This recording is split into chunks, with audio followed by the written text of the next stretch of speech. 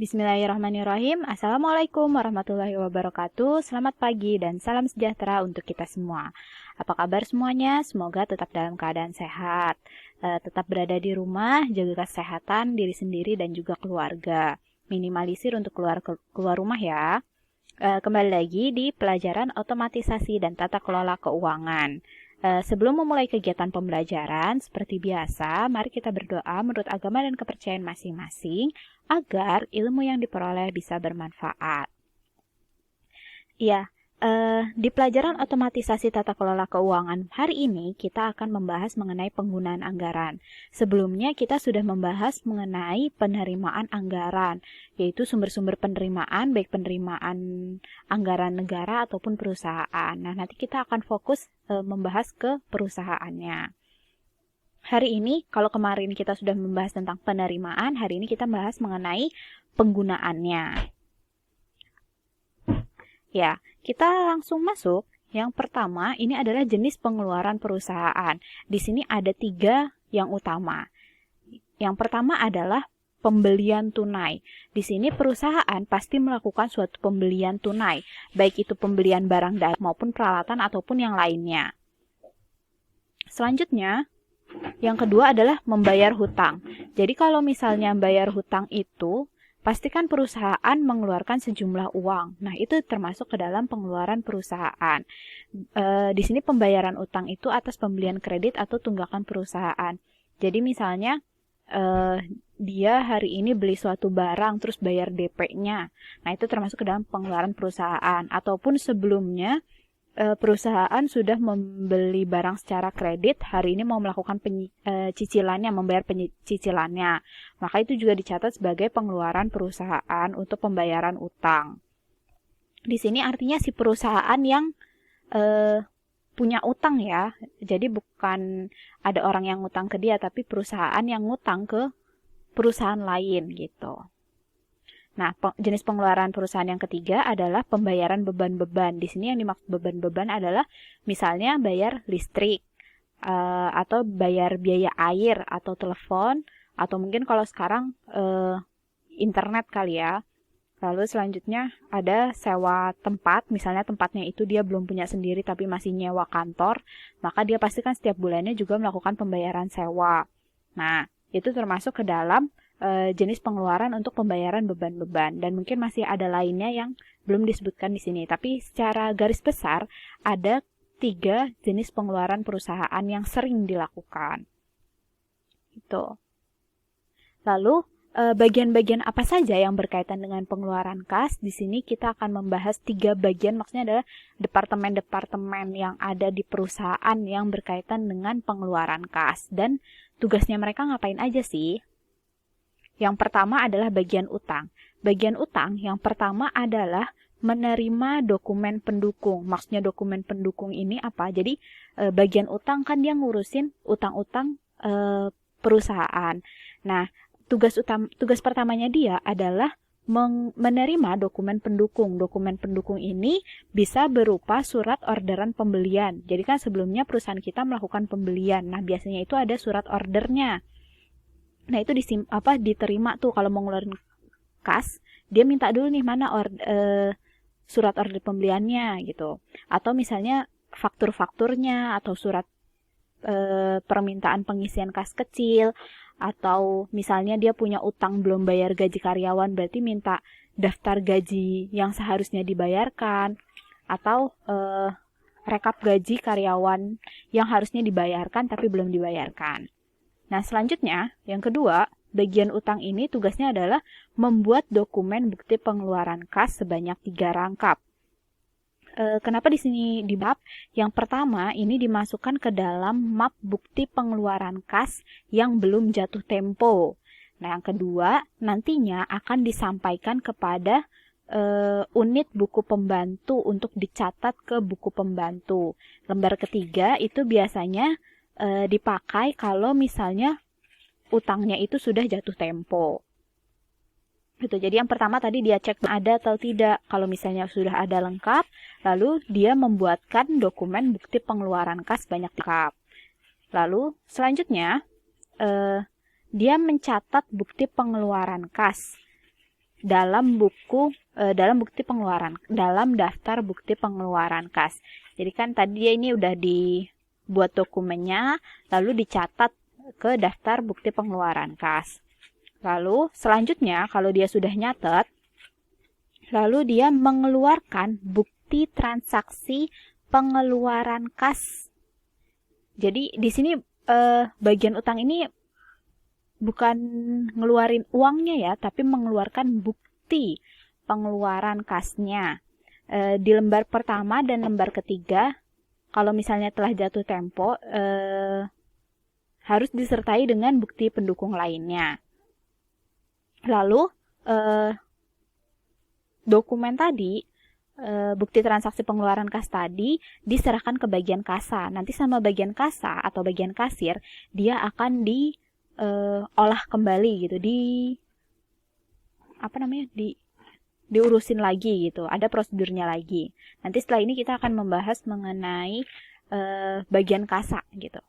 Ini kita fokus ke bagian utang dulu. Nah, abis dia ngeluarin bukti pengeluaran kasnya dikasih ke bagian kasa, nanti bagian kasa itu akan mengembalikan bukti kas lembar pertama yang tadi sudah dikasih ke bagian kasa dan udah dicap gitu, dicap lunas yang disertai dengan dokumen pendukung dari bagian kasa atau kasir. Jadi, tadi di sini dia udah nerima 2 lembar nih, lembar yang pertama dan lembar yang kedua atau ketiga. Nah, lembar yang pertama itu akan dicap sebagai tanda kalau misalnya dia udah lunas. Kalau misalnya udah dicap, dibalikin ke bagian utang. Nah, jadi bagian utang tugasnya menerima kembali bukti pengeluaran kas lembar pertama yang sudah dicap lunas oleh bagian kasa. Lalu selanjutnya, bagian utang ini mencatat bukti ke dalam daftaran kas. Ini yang dicatat nomornya kan ya, yang dicatat itu tuh nomor sama tanggal pembayaran yang tercantum di dalam bukti pengeluaran kas. Lalu yang terakhir adalah membuat penyerahan bukti pengeluaran kas lembar pertama yang disertai dokumen pendukung pada bagian jurnal dan pelaporan. Gitu. Jadi ini urutan tugas dari bagian utang. Selanjutnya, bagian kas. Nah, tadi udah sempat disinggung sedikit ya, bagian kas itu tugasnya ngapain. Ini nih yang tadi nih, menerima bukti pengeluaran kas lembar 1 dan 3 yang telah jatuh tempo dan dokumen pendukung. Nah, nanti yang lembar satunya ini yang dibalikin ke bagian utang. Nah, setelah dia disiapin dulu nih ceknya. Disiapin cek dan sejumlah bukti pengeluaran. Jadi bukti-bukti pengeluarannya udah dikumpulin dulu, lalu dikasih ke bagian kasanya, diperiksa, lalu ditandatangani. Ditandatangani sebagai pembayaran. Lalu, yang ketiga, bagian kasa ini menyerahkan yang lembar pertama tadi ke bagian utang, lembar ketiga ke kreditor. Kreditor ini adalah orang yang kita utangin gitu. Kita ngutang sama dia gitu. Jadi sebagai bukti kalau kita sudah membayar utang kita, disertai dengan cek. Cek ini adalah ya utang yang akan kita bayarkan. Gitu. Selanjutnya, yang ketiga adalah bagian jurnal dan laporan. Sebenarnya kalau di perusahaan itu bagian jurnal dan pelaporan biasanya. Tugasnya apa? Yang pertama adalah menerima bukti pengeluaran lembar 1 dan dokumen pendukung. Tadi kan lembar satunya udah dibalikin ke bagian utang. Nah, sama bagian utang itu nanti akan diserahkan kepada bagian jurnal dan pelaporan. Jadi bagian jurnal pelaporan menerima bukti pengeluaran tersebut, lalu mencatat pengeluarannya ke dalam kas dan register cek. Jadi daftar cek-cek yang sudah dikeluarkan itu dicatat lagi. Selanjutnya adalah melakukan pengarsipan bukti pengeluaran kas dan dokumen pendukung. Jadi semua bukti-bukti pengeluaran kas dan dokumen pendukung tadi yang udah disebutkan di awal ya, bisa faktur pembeliannya atau mungkin kalau dia utang gaji ya berarti slip gajinya atau surat order pembelian dan sejenisnya. Kenapa diarsipkan? Ini nanti akan berfungsi ketika akan disusun laporan keuangan gitu. Jadi nanti kalau ketika audit itu artinya pemeriksaan, ketika ada pemeriksaan, mana nih buktinya kalau emang perusahaan kalian mengeluarkan sejumlah sekian untuk bayar utang gitu. Jadi kalau misalnya bagian jurnal dan pelaporannya mengarsipkannya rapih, nanti ketika ditanya seperti itu tidak akan bingung dan bisa menjawab. Tuh. Nah, selanjutnya di dalam perusahaan itu ada 2 jenis transaksi. Transaksi intern dan transaksi ekstern. Transaksi intern itu tidak berhubungan langsung dengan pihak ekstern. Bukti dikeluarkan perusahaan sendiri. Jadi emang ada transaksi yang hanya dilakukan di dalam pihak-pihak yang ada di dalam perusahaan. Ada, misalnya apa? Misalnya adalah ketika menghitung penyusutan aktiva tetap. Penyusutan aktiva tetap tuh misalnya kalian punya laptop. Laptop itu termasuk ke dalam aktiva tetap karena dia adalah peralatan gitu. Nah, laptop kalian mungkin pas beli harganya 10 juta gitu. Tapi ketika 2 tahun kemudian kalian mau menjual, apakah harganya 10 juta? Tentu tidak kan ya. Pasti harga laptop itu mungkin turun jadi mungkin 7 juta gitu. Atau mungkin kalau misalnya udah lecet-lecet karena sering jatuh sama kalian, mungkin juga cuma 5 juta gitu. Nah, itu penurunan harga dari 10 juta ke 7 juta atau ke 5 juta itu disebut sebagai penyusutan. Nah, itu kan artinya kalau di perusahaan mungkin misalnya perusahaan punya printer atau komputer atau mesin fotokopi. Harga belinya sama harga sekarang tentu tidak akan sama ketika dijual kembali. Nah, itu disebut sebagai penyusutan. Nah, itu kan terjadi transaksi keuangan tapi tidak melibatkan pihak di luar perusahaan, ya kan? Kayak gitu. Atau misalnya perusahaan kalian itu punya persediaan barang dagang. Persediaannya ditaruh di gudang. Ternyata barang dagangnya itu rusak. Mungkin karena lumut atau mungkin ada tikus atau mungkin sudah kadaluarsa. Nah, itu kan juga dicatat sebagai transaksi di perusahaan, di dalam perusahaan tanpa melibatkan perusahaan lain atau pihak di luar perusahaan gitu. Atau transaksi ekstern, jenis yang kedua adalah transaksi ekstern perusahaan. Kalau transaksi ekstern perusahaan ini adalah yang berhubungan dengan pihak luar perusahaan. Biasanya bukti-bukti transaksinya itu berasal dari perusahaan lain. Oh ya, kalau misalnya transaksi intern itu yang tadi Ibu jelaskan, biasanya disebutnya itu ada bukti memorial. Bukti memorial itu bukti yang diterbitkan oleh perusahaan atas kejadian-kejadian atau transaksi-transaksi yang terjadi di dalam perusahaan. Nah, kalau misalnya transaksi ekstern, ini kan berasal dari luar perusahaan gitu. Maksudnya perusahaan kita berinteraksi dengan perusahaan lain sehingga terjadi transaksi. Nah, biasanya transaksi itu bukti-buktinya berasal dari perusahaan lain. Nah, kita lanjut. Selanjutnya adalah emang jenis-jenis bukti transaksinya itu ada apa saja sih?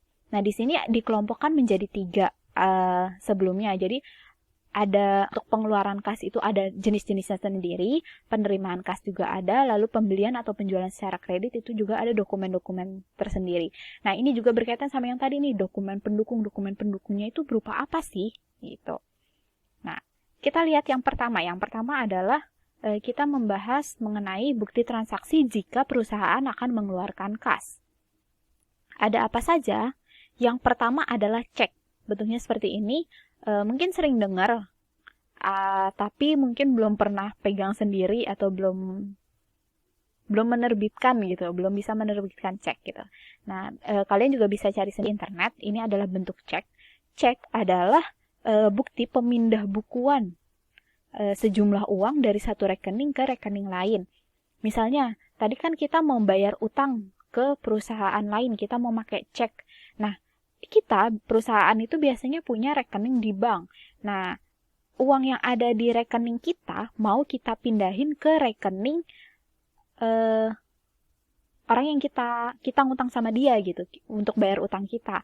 Nah, dia biasanya itu juga punya rekening di bank tersebut. Nah, nanti kita tinggal bikin cek, kita pindah ini, saldo kita akan dikurangin, lalu akan dipindahkan ke saldonya si orang tersebut.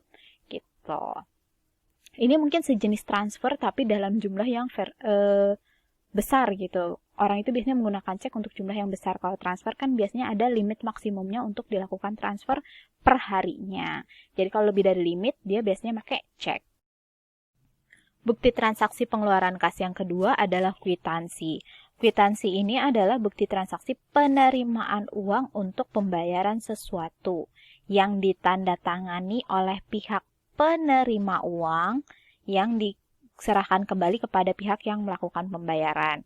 Jadi misalnya, ini kan bukti pengeluaran kas ya. Misalnya perusahaan kita tadi ini membeli barang dagang secara tunai. Nah, ketika membayar secara tunai itu, jangan beli barang dagang deh, bayar sewa gitu. Kalau bayar sewa itu kan bayarnya secara tunai. Dikasih nih, kita nyotorin uang nih, saya bayar uang sewa untuk bulan ini. Lalu si yang punya tempat tersebut, dia akan ngeluarin kwitansi, dia isi, lalu dia tanda tangan. Nah, kwitansinya dikasihin ke kita selaku pembayar transaksi. Lalu biasanya kwitansi itu bisa 2 lapis atau yang ada sisi sampingnya yang bisa disobek tuh. Kalau 2 lapis, lapisan yang keduanya itu lembar keduanya dipegang sama yang menerima pembayaran. Yang aslinya atau lembar satunya dikasih kepada yang melakukan pembayaran. Atau kalau misalnya dia cuma selembar tapi ada sisi samping yang bisa disobek, sisi yang lebarnya dikasih kepada orang yang membayar, sisi yang kecilnya dipegang sama orang yang menerima pembayaran tersebut. Gitu. Selanjutnya adalah biliet giro. Biliet giro ini adalah surat pemindah bukuan dari nasabah bank kepada bank yang bersangkutan. Ini biasanya ada rekening gironya gitu.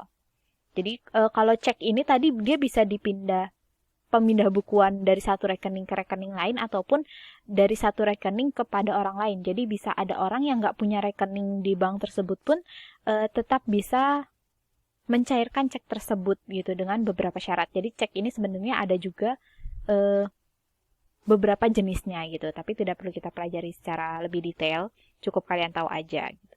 Nah, kalau biliet giro ini, jadi kalau cek ini dia bisa ditransfer ke rekening si penerima ataupun diambil tunai sama si penerima. Kalau biliet giro ini sudah pasti pemindah bukuan dari satu rekening kepada rekening lain. Tuh. Selanjutnya, kalau biliet giro ini biasanya dia dianggap lebih praktis daripada cek karena tidak dikenakan bea materai atau juga bisa memudahkan administrasi pada bank yang bersangkutan. Next, kita lanjut yang kedua adalah pengelompokan bukti transaksi untuk penerimaan kas. Apa saja yang dibutuhkan, bukti transaksi apa saja yang biasanya dipakai ketika menerima kas? Yang pertama adalah kwitansi 3 rangkap. Nah, tadi sudah disebutkan ya, ketika mengeluarkan kas, nanti kita akan mendapatkan kwitansi, tapi ketika menerima kas, kita akan mengeluarkan kwitansi. Kwitansinya ini biasanya 3 rangkap gitu. Tadi yang pertama itu akan diberikan kepada yang membayarkan, lembar kedua itu biasanya dipegang sama yang menerima, lembar ketiga itu biasanya untuk arsip atau pencatatan pembukuan. Gitu. Selanjutnya adalah nota kontan. Nah, tadi Ibu sempat jelasin juga kalau misalnya kita melakukan penjualan secara tunai. Nah, ketika menjual barang secara tunai itu biasanya menggunakan nota kontan. Atau ketika kita beli barang, kita akan dapat nota kontan. Di sini, karena ini berkaitan dengan penerimaan kas, berarti perusahaan menjual barang dagangnya kepada pihak lain. Nah, biasanya perusahaan kita akan menerbitkan nota kontan sebanyak 3 rangkap. Lembar pertama itu untuk pembeli yang putih, biasanya warnanya putih. Lembar kedua itu biasanya warna merah untuk pembukuan, dan lembar ketiga itu biasanya warna kuning untuk kasir. Tapi tidak semua perusahaan pasti menggunakan 3 rangkap, tidak. Biasanya ada juga yang cuma 2 rangkap gitu. Tapi yang pasti tidak mungkin 1 rangkap karena nota kontan ini minimal satu dipegang oleh pembeli dan satu dipegang oleh si penjual. Tuh. Itu tadi 2 jenis bukti transaksi untuk penerimaan kas. Lalu selanjutnya yang ketiga, bukti transaksi untuk pembelian atau penjualan secara kredit. Ada apa saja? Yang pertama adalah faktur penjualan atau faktur pembelian. Faktur penjualan, di sini ini maksudnya ada 2 ya, jadi ada faktur penjualan dan ada faktur pembelian. Tapi bentuknya kurang lebih sama seperti ini. Faktur penjualan itu faktur yang dikirimkan kepada pihak pembeli karena melakukan pembelian secara kredit. Gitu. Jadi kalau misalnya kita ngejual barang secara kredit kepada pihak lain, kita menerbitkan faktur penjualan. Nah, sedangkan faktur pembelian itu faktur yang diterima dari penjual oleh pembeli. Jadi kalau misalnya kita ngebeli barang secara kredit, kita akan mendapat faktur pembelian.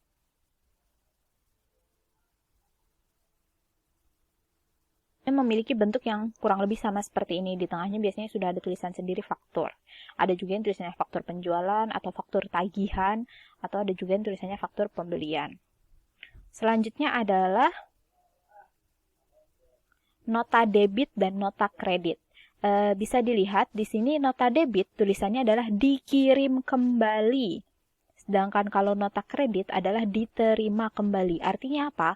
Di sini nota debit dikeluarkan ketika kita akan meretur barang yang kita beli. Retur itu artinya mengembalikan barang yang sudah dibeli.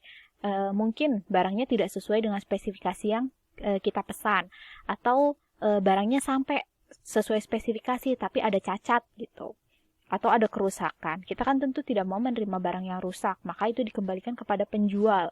Nah, ketika kita beli barangnya rusak atau tidak sesuai, dikembalikan kepada penjual, maka kita menerbitkan yang namanya nota debit. Nah, sedangkan kalau misalnya kita selaku penjual, kita menerima ada orang yang udah beli barang kita, lalu dia nggak sesuai tuh. Nah, kita menerbitkan yang namanya nota kredit. Jadi kalau nota debit itu dari sisi pembeli, sedangkan nota kredit ini adalah dari sisi penjual. Selanjutnya adalah bukti memorial. Bukti memorial ini adalah bukti transaksi intern. Tadi sudah dijelaskan di agak awal juga, yaitu biasanya bukti dari pejabat tertentu di dalam perusahaan atau pimpinan perusahaan ke bagian akuntansi untuk melakukan pencatatan atas transaksi-transaksi internal yang terjadi di perusahaan. Tuh. Ya, itu tadi materi kita untuk hari ini. Silahkan disimak baik-baik, mungkin agak padat materinya. Jadi, kalau ada hal yang kurang paham, bisa dicermati baik-baik, bisa ditanyakan juga jika ada hal yang ingin ditanyakan. Kurang lebihnya dari Ibu hari ini mohon maaf. Dipersiapkan sebentar lagi kita akan mengadakan kuis menggunakan Quizizz sesuai waktu yang sudah disepakati sebelumnya. Baik, terima kasih. Semoga hari kalian menyenangkan. Wassalamualaikum warahmatullahi wabarakatuh. Selamat pagi.